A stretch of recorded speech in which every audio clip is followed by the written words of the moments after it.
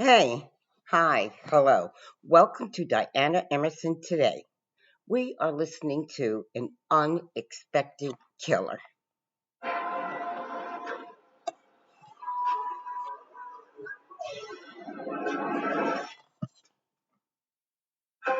selfless and caring single mother. She just loved life. Dana would help in any way she could. Is ruthlessly killed in her own home. There was a great deal of damage to her throat.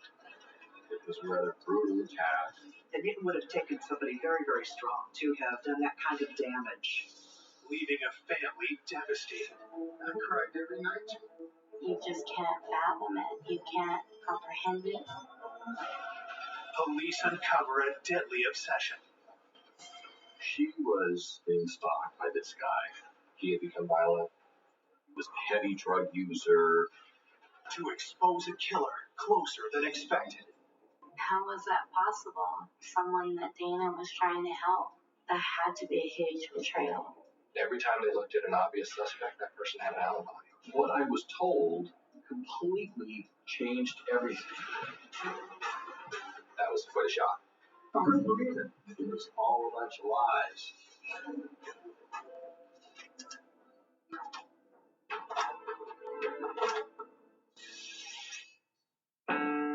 Puyallup, Washington, a charming and peaceful town at the foot of Mount Rainier.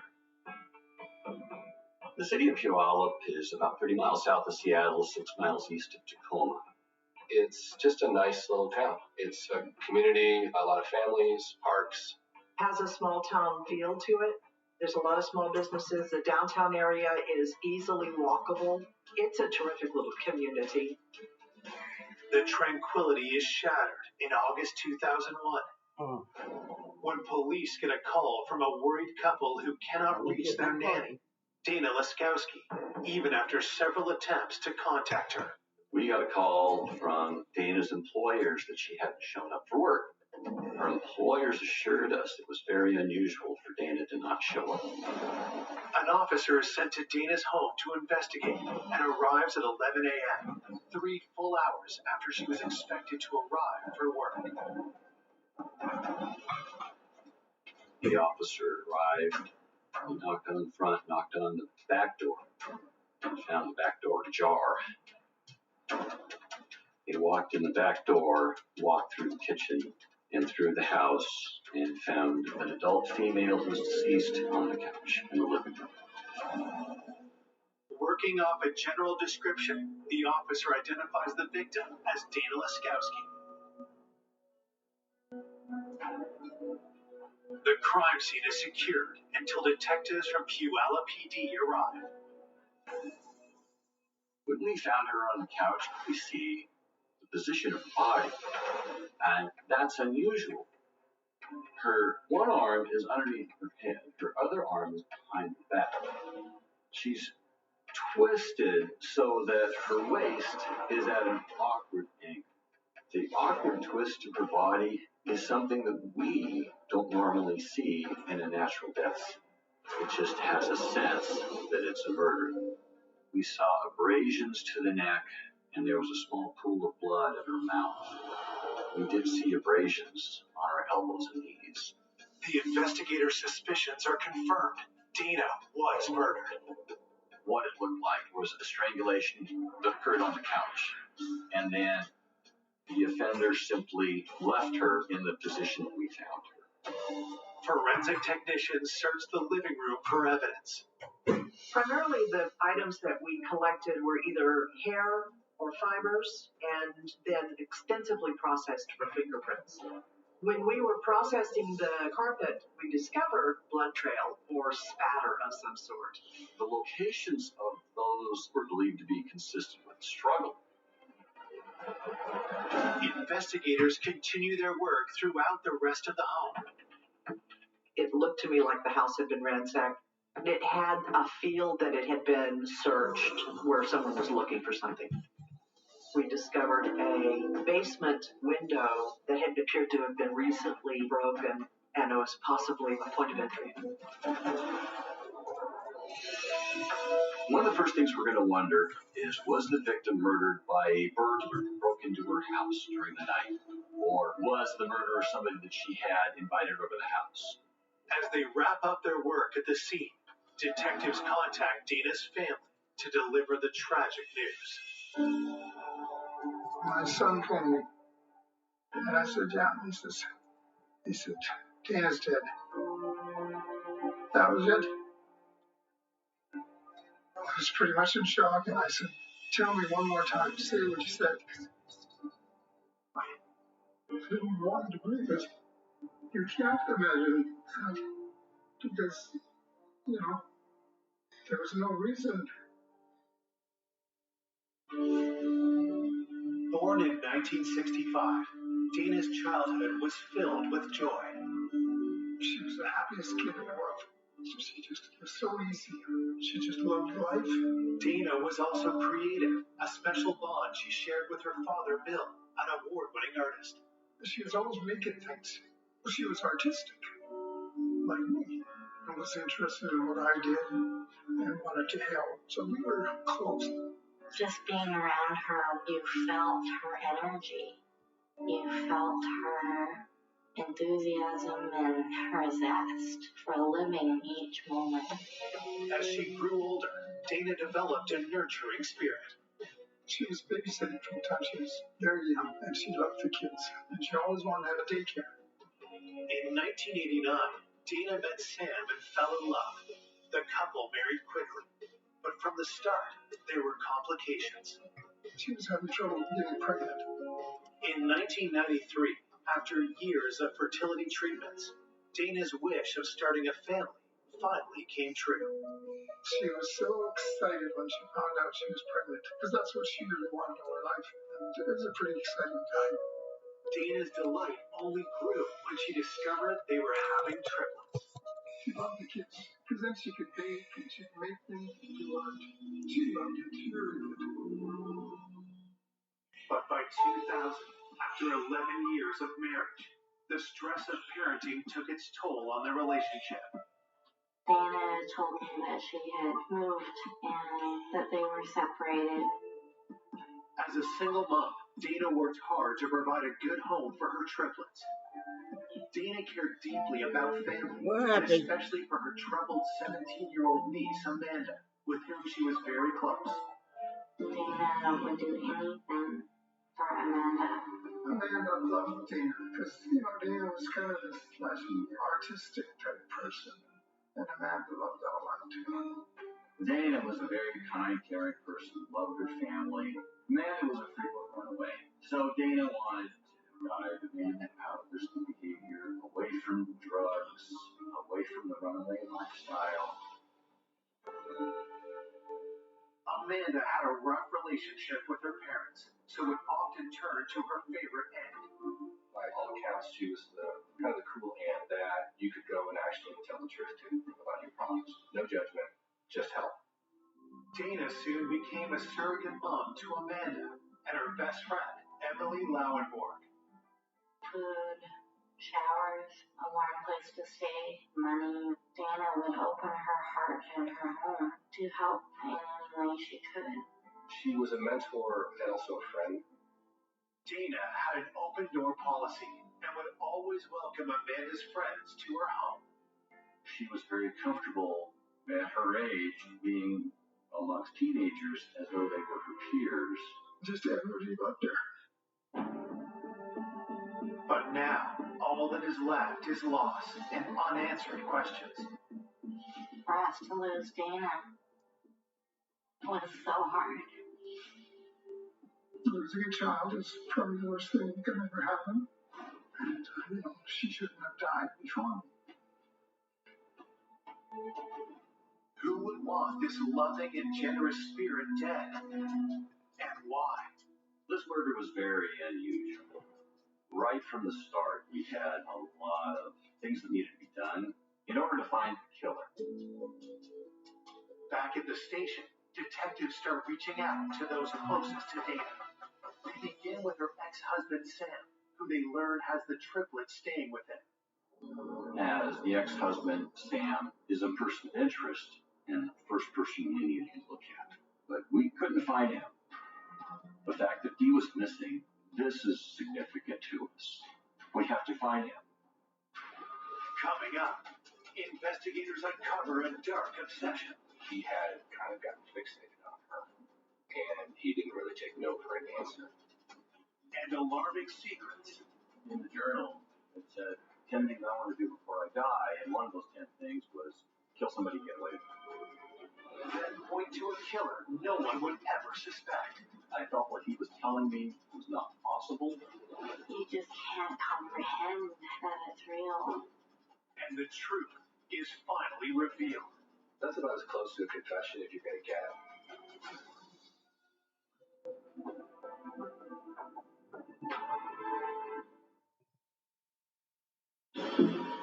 Police investigating the murder of mother of three, Dana Laskowski, are trying to track down her estranged husband, Sam, when suddenly they receive a surprise call. Sam actually reached out to the police to try to find out what had happened. Sam, it turned out he had taken his kids camping and away from his phone and away from contact. And so when he got back to civilization, he had all these messages that Dana was murdered. So we went out to interview Sam, Dana's ex. And so when we confirmed that Dana was murdered, Sam was upset. He would respond to all of our questions, but he's just not the kind of person that elaborates. As we were talking to Sam, we noticed he did have some abrasions on his knees, and that's unusual. We asked him about that. He said they were from playing baseball. It was baseball season. Detectives press Sam about his feelings toward Dana. When asked about his relationship with Dana, Sam described it as they were estranged, but they co-parented their kids, and they had arguments, but overall, they were trying to make it work. No. Lulu? The way she was so excited. Lulu? It made her feel good about knowing that she could be independent. What did I say? And I think that was important for her to be able to do that on her own. We just felt that Sam was mad at Dana for having relocated 3 hours away and had split the family, and the hopes of having a family and marriage were dashed and destroyed. Was that enough to push Sam over the edge and harm Dana? Based on the information that we had about her ending her time with her husband and becoming estranged. Okay, I was wondering about that. Come over and discuss something that has to do with custody, and they got into a fight. Police asked Sam where he was the night of Dana's murder. Sam said that he had left his kids at his home and he went and got gas. He showed us a receipt for that gas. He said the next day he went camping with the triplets. Detectives believe Dana was killed sometime between midnight and 7 a.m., but Sam cannot corroborate where he was at that particular time. It wasn't an ironclad alibi. He didn't have 3 adults who would be able to say he was with us all night. They were kids. They were sleeping. It was not impossible for Sam to have left the kids and come back to Dana's house and committed the murder. And we looked at the possibility that he filled up his gas tank, drove to Puyallup, killed Dana, and then drove back to the kids' home. Investigators press Sam further. Sam denied killing Dana.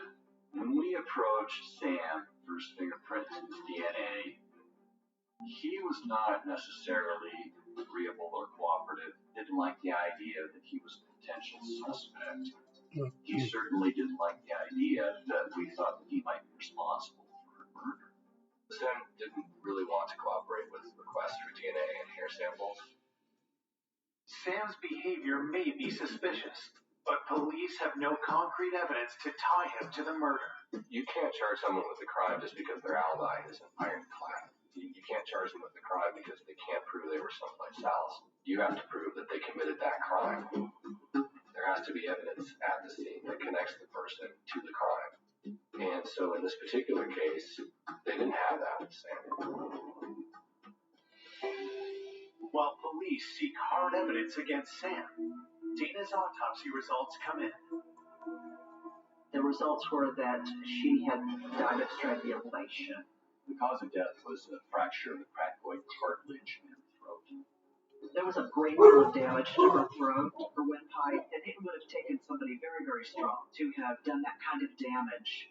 We were going to be looking for an offender who had upper body strength and prone to flying into a rage because of the fracture of the crackoid cartilage takes a great deal of strength.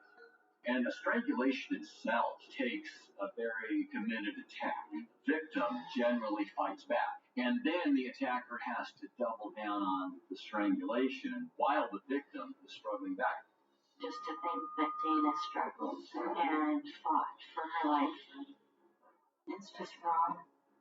It's all wrong. Looking for new leads, detectives turn to Dana's niece. Police contacted Amanda as she was a relative and somebody who was there. And what Amanda said was that Dana was the kind of person where she could go over, do laundry, maybe get a little bit of money. That was who she was, and that's how she helped out Amanda. And she didn't know what had happened or who would want to murder her aunt. Detectives also speak to the couple who employed Dana as a nanny. When asked if they knew of anyone who might want to harm Dana, their answer is chilling. Uh-oh. Dana's employers Who? told us that Dana was being stalked by this guy. Her employers told us that Dana had said that if anything happened to her, she'd be the one. Okay. And that was significant to us because I'm looking for a killer.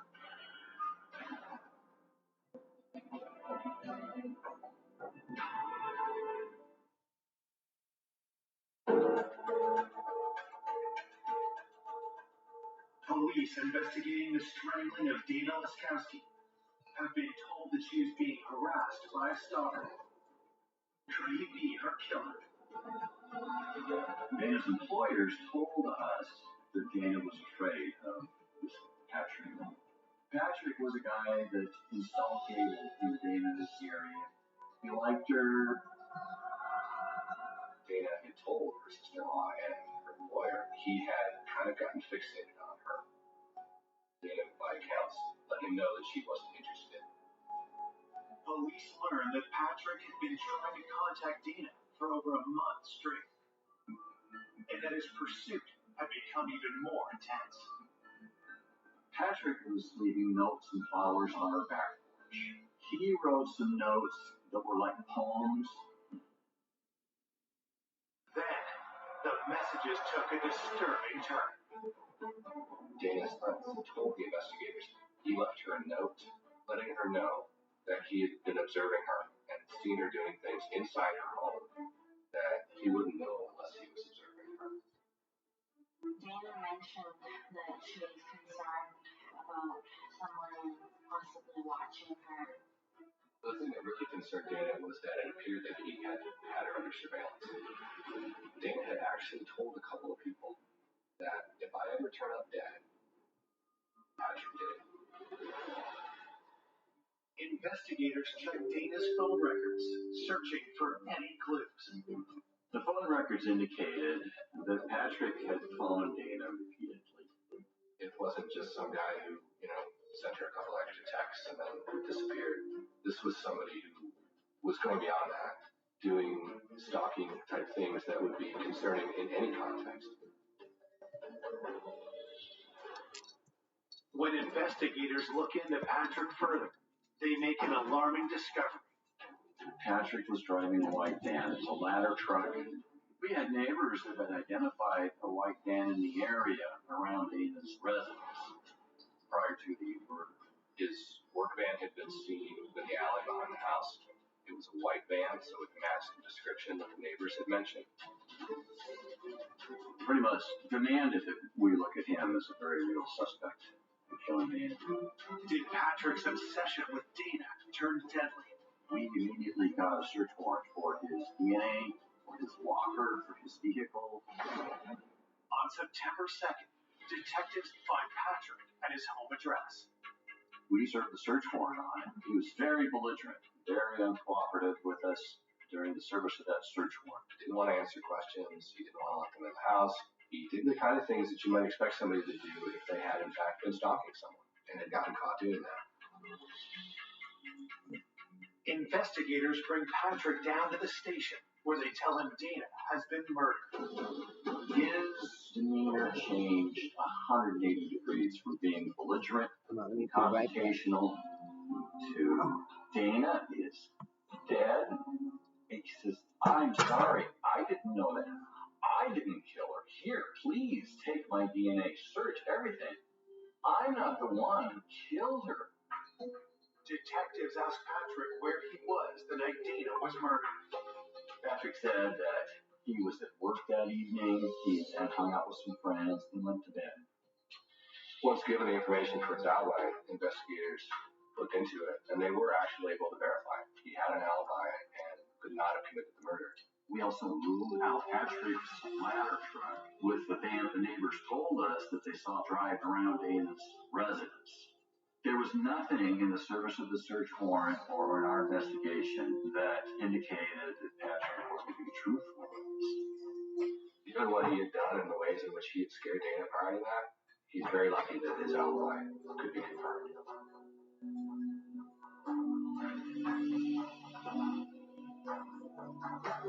Having cleared Patrick, investigators now focus on another man in Dana's life, Michael, who they learn was having a long-distance relationship with her. Michael lived up in Canada, worked in the film industry. Dana met him when she was up in Canada visiting one of her friends, And they hit it off. And so they started to date. But he stayed in Vancouver, and she was down in Puyallup, and that's a several-hour drive from Puyallup to Canada. Friends tell police that their relationship was not without problems. They said Michael would party to the level like a teenager, that he was at a certain level of partying that Dana didn't approve of. And so Dana was a little uncomfortable with that. There'd been a point where Dana had broken it off, but he was still interested, so they tried to make it work and get back together. But when detectives dig deeper, they learn Michael has a darker side. We were told that Michael was a biker, that he was a heavy drug user.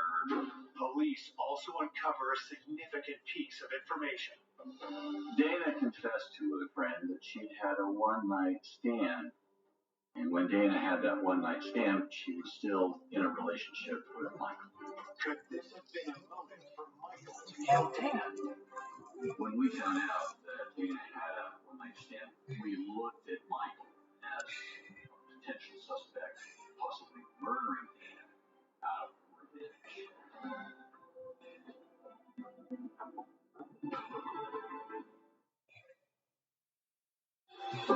Investigators searching for the killer of single mother Dana Leskowski have a new possible suspect, her boyfriend Michael. Detectives want to know if an infidelity may have led to Dana's death. That caused us to believe that we had to rule him out as a person of interest. Michael lived in Canada, so we went up, and when we talked to Michael about Dana's death, it appeared to us that he was very emotionally overcome by it, that Dana was the love of his life, and that she had been taken out of his life, and that he was very seriously grieved. Michael also tells police he knew about the one-night stand, but had moved on. Detectives press him further. Michael told us that when he was on the phone with Dana on the night of her death, that she seemed a little guarded to him. He told her that he loved her, and then she didn't tell him back that she loved him, and he thought that was a little odd. He didn't like how the conversation ended. And that prompted him to want to get on the road and come down to see her and see if everything was okay. Michael claims he never made it to see Dana. He said he was stopped at the border, and he was turned away. He had some legal matter up in Canada that wasn't settled, and so he wasn't admitted. There was border crossing records that verified his alibi, that he did not cross the border. He got stopped by Border Patrol, and so he was able to show definitively that he was not anywhere near Puyallup at the time of Dana's murder. We didn't find the evidence to support that Michael had committed the murder. Michael is ruled out as a suspect. Police also determined the man Dana had a one-night stand with was nowhere near her house on the night of the murder. At this point in the investigation, we just were really kind of at a dead end.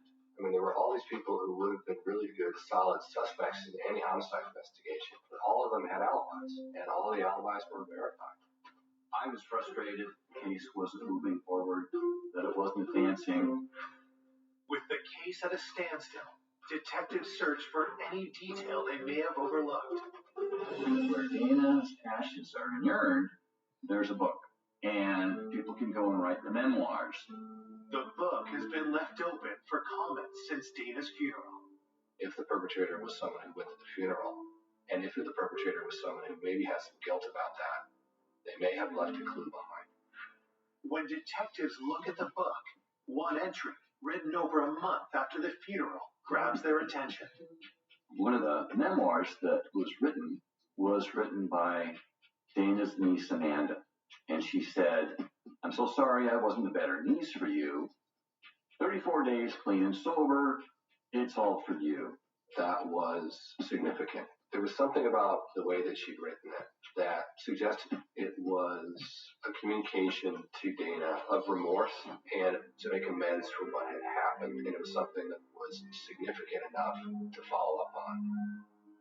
Why did Amanda write that she had let Dana down? Detectives have a hunch that she may know more about her aunt's death than she's been letting on. That's it. That's the key. The key is the niece. I called Amanda in for an interview. When I asked her, "What do you know?" she said, "I wasn't there. I don't know what happened." With Dana gone, Amanda has been missing a mother figure, getting into trouble, and as detectives learn, spending time with a rough crowd. In the center of Puyallup downtown, we have Pioneer Park, and a lot of troubled teens would hang out there. The park kids called themselves the Park Rats. Amanda usually would be out around town in the middle of the night, hanging out with the Park Rats. Dana would often welcome Amanda's circle of friends into her own home. Could one of the Park Rats that Amanda knows have been somehow involved in Dana's death? And I talked to her about who of her friends would meet this profile of having upper body strength, prone to flying into a rage. And Amanda said, "Well, it sounds like you're describing Blaine."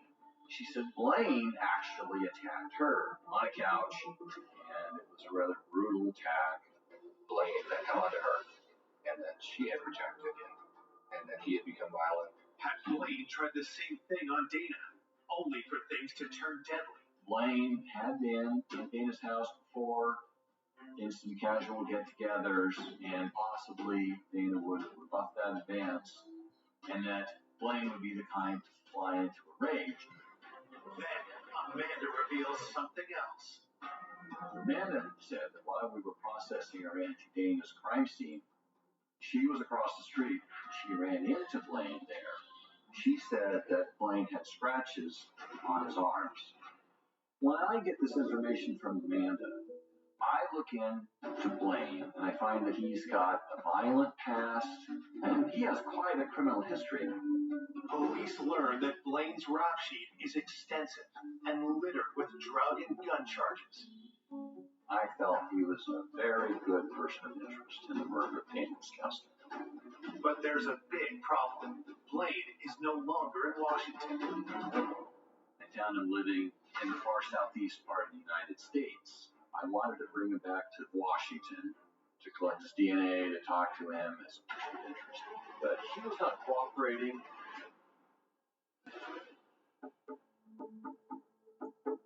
As investigators attempt to extradite Blaine, they seek out known criminals he's associated with and find one of them, a friend of Blaine's, serving time in jail. I sat down with him and I said, "I'm looking at Blaine as being responsible for the murder of Amanda's aunt. He's got this upper body strength, he's prone to violence." And he looked at me and he said, "Blaine didn't kill Amanda's aunt." What I was told completely changed everything.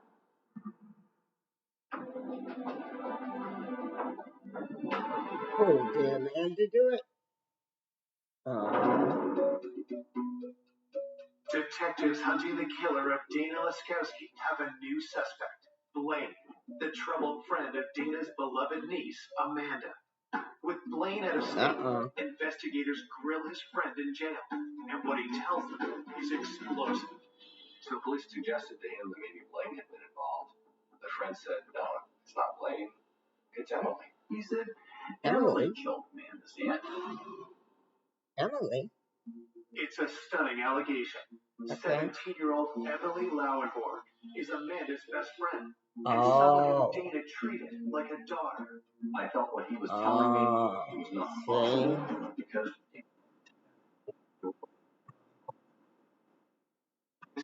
a lot of times Amanda and Emily would show up at Dana's house.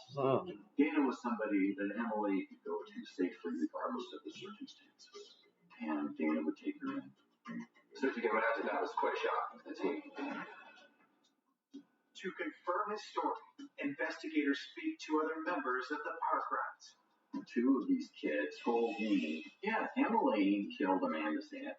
Blaine didn't kill Amanda's aunt.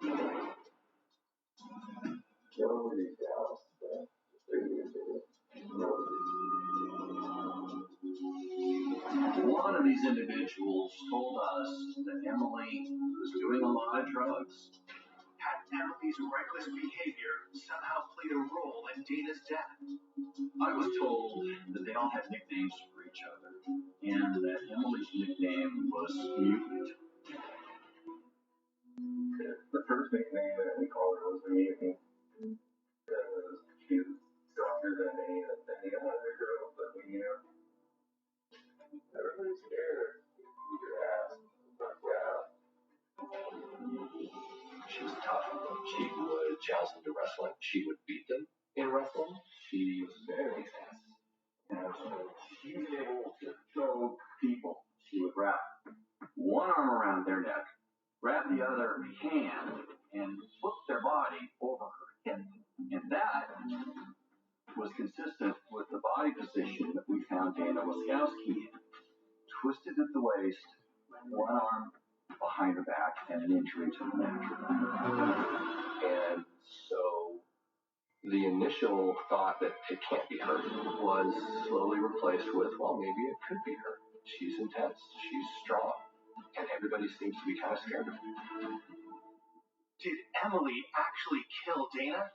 And if she did, what could be her motive for committing such a heinous crime? Investigators bring Emily in for an interview. I sat down with her, and I had a tape recorder. She said, "Aren't you going to turn that thing on?" I would say she was quite self-confident, a little cocky. She was not particularly cooperative with efforts to talk to her about what happened. And I said, here you are, sitting in a police station under suspicion of murder, and you're playing this game with a detective. And I said, look at these people right here that have told us you killed her. And she said, those people are lying, and that she didn't do it. She got very angry. Those people are lying. When investigators ask Emily where she was the night of the murder, she dodges the question. She was bartering and arguing with me and not really giving me a clear defense and denial.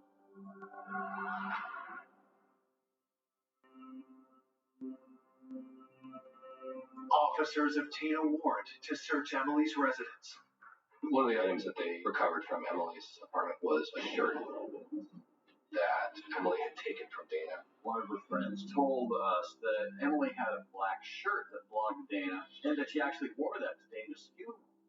We went back to the pictures of the funeral and did see that Emily was wearing a black shirt. One possible explanation for that was rubbing her nose in it. Not only did I kill you, but I'm wearing your blouse to your funeral. The search uncovers more incriminating evidence. And we found this journal.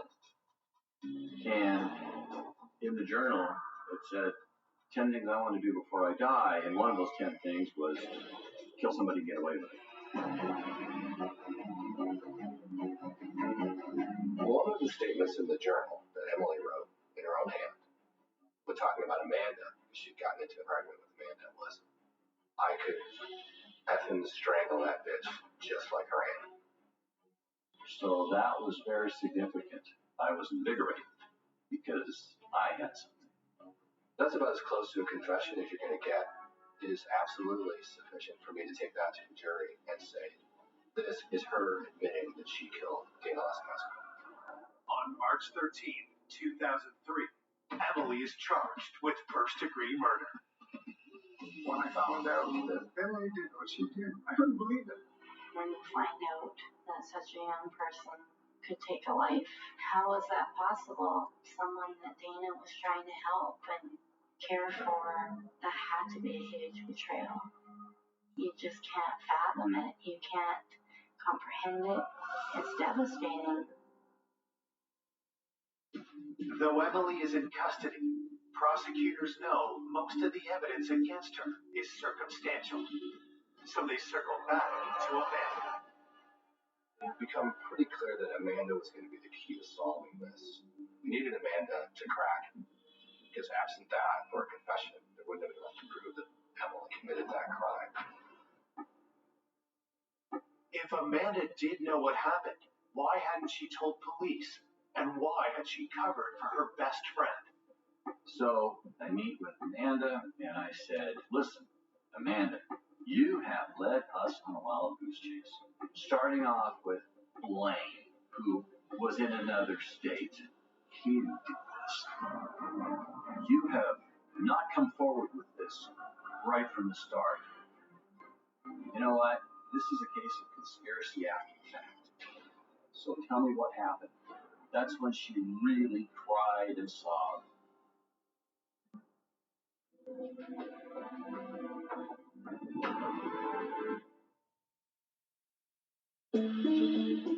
Police have charged local teen Emily Lauenborg with the murder of Dana Laskowski. Now, investigators suspect Emily's best friend, Amanda, Dana's own niece, may also be involved. I said, all right, tell me what happened. You've sent us on every possible goose chase and every rabbit trail you could head us down. It was all a bunch of lies. Through tears, Amanda makes a horrific revelation. Uh-oh. Amanda disclosed the key, and Emily came to Dana's house and came to the back door. They were high on some drugs, and they just went up to try to get some money. And Emily was rude, and Dana said, you girls have to go. Things quickly escalate.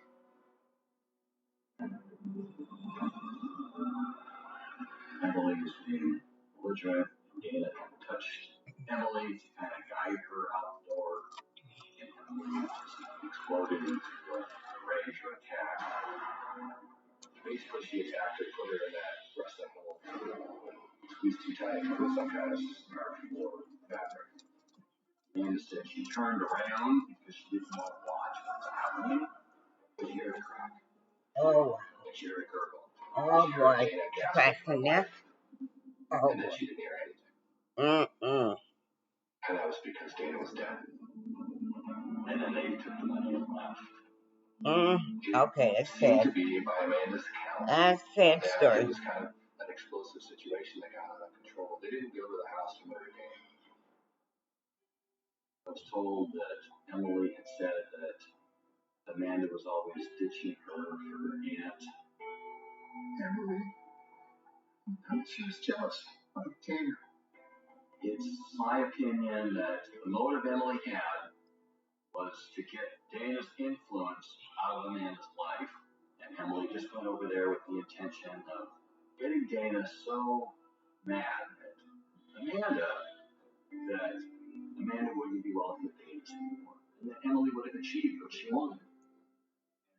Because of emotions, drugs. But why didn't Amanda come forward earlier to tell the truth about what happened that night? I asked her, why didn't she tell us right up front, right at the start? She said, because of my family. It's so bad now. What's it going to be like now? She wasn't involved in the murder, but she was involved because she was there at that time, and I don't know why she didn't do anything. It was upsetting and surprising to all of us. Prosecutors need Amanda's testimony to have any hope of convicting Emily for murder. Amanda agrees and will not face any charges herself. If she's charged with a crime, then she has the right to remain silent.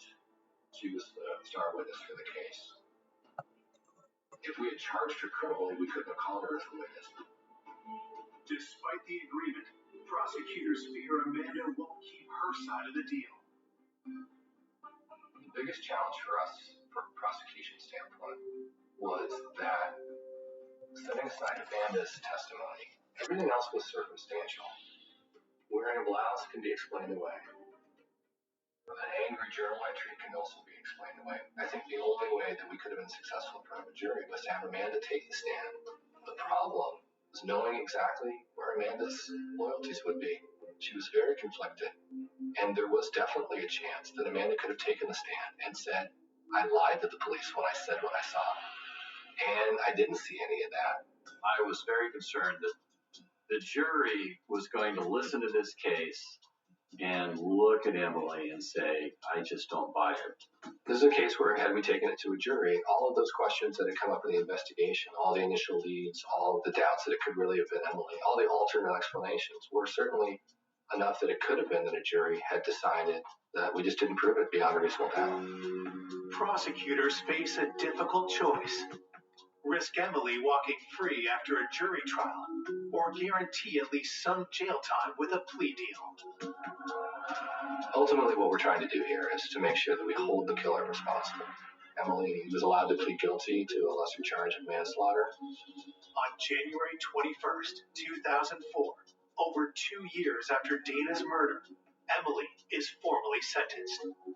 Emily was charged as an adult. Her sentence was just under 7 years. Even though Emily is sent to prison, her sentence brings a mix of emotions. I felt a sense of relief that someone was now being held accountable for Dana's death, but I did feel angry. I thought, well, at least it's something, But it just was amazing that you could take the life of a young mother and only like 6 years. Doesn't make sense. Dana's family was upset that the sentence was so light. They felt that the person responsible for taking the life of Dana should have been given a stiffer sentence. It was really tragic.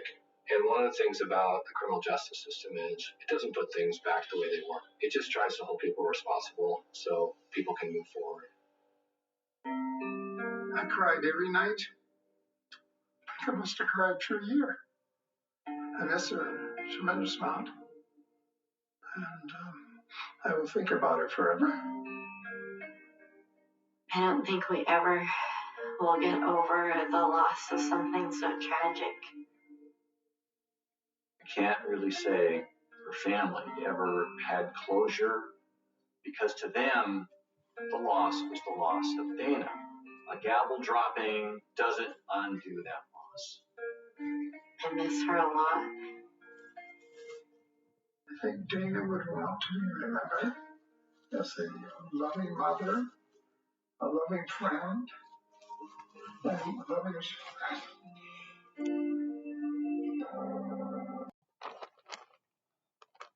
Mm-mm.